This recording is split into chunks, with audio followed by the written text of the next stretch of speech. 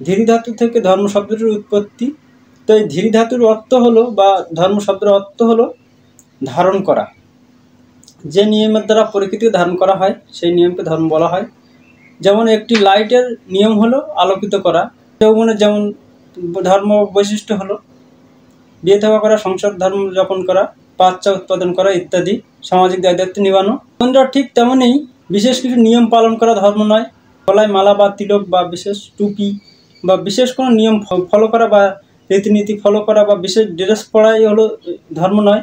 সময়ের সঙ্গে সঙ্গে প্রচলন হয়েছে, যেমন হিন্দু ধর্মে তিলক চন্দন কাটে অনেকে বা গেরুয়া বসন ধারণ করে, কিন্তু এগুলো পড়লে ধর্ম পালন করা হয়ে যায় না বা ধার্মিক মানুষ হয়ে যায় না।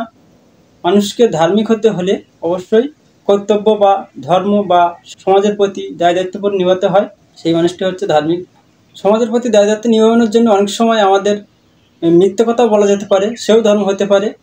সবসময় অহিংসাই ধর্ম নয়, হিংসাও অনেক সময় ধর্ম হতে পারে বন্ধুরা। যেমন হিংসা যদি ধর্ম স্থাপন বা সকলের ভালোর জন্য করা হয় সেই হিংসা হলো ধর্ম।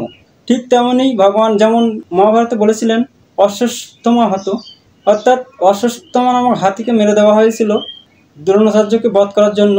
কেননা দ্রোণাচার্য অধর্মের পক্ষপাতিত্ব হয়ে লড়াই করছিলেন সমাজে অধর্মকে স্থাপন করার জন্য।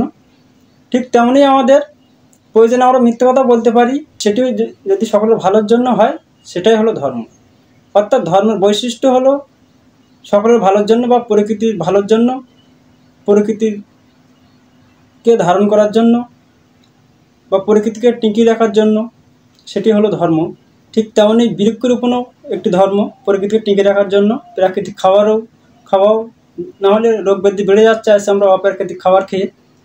ঠিক প্রাকৃতিক খাবার খাওয়াও দরকার বা সাত্বিক খাবার। অতিরিক্ত মাছ মাংস শরীরের পক্ষে ভীষণ ক্ষতিকর, কিডনি লিভারকে নষ্ট করে আমরা জানি, তাই এর মাত্রা কমানো দরকার। তো বন্ধুরা ঠিক এরকমই হলো ধর্ম। আমরা সবাই জানি না ধর্মের ব্যাপকতা সম্বন্ধে। তো ধর্ম বলতে এখানে এরকম বোঝায় পূজা আশ্রা রীতিনীতি শুধু ধর্ম নয়, এটি হলো এক এক ধরনের স্তুতি বিভিন্ন দেবদেবী সাত্বিক লেভেলে নিষ্কাম কর্ম করে ভগবানকে প্রাপ্ত হয় সমাজের ভালোর জন্য, সকলের ভালোর জন্য, প্রকৃতি ভালোর জন্য, সেটি হলো ধর্ম। তো বন্ধুরা ধর্মের বিস্তারিত আলোচনা করলাম আজ। কেমন লাগলো? ভালো লাগলো লাইক কমেন্ট করবেন।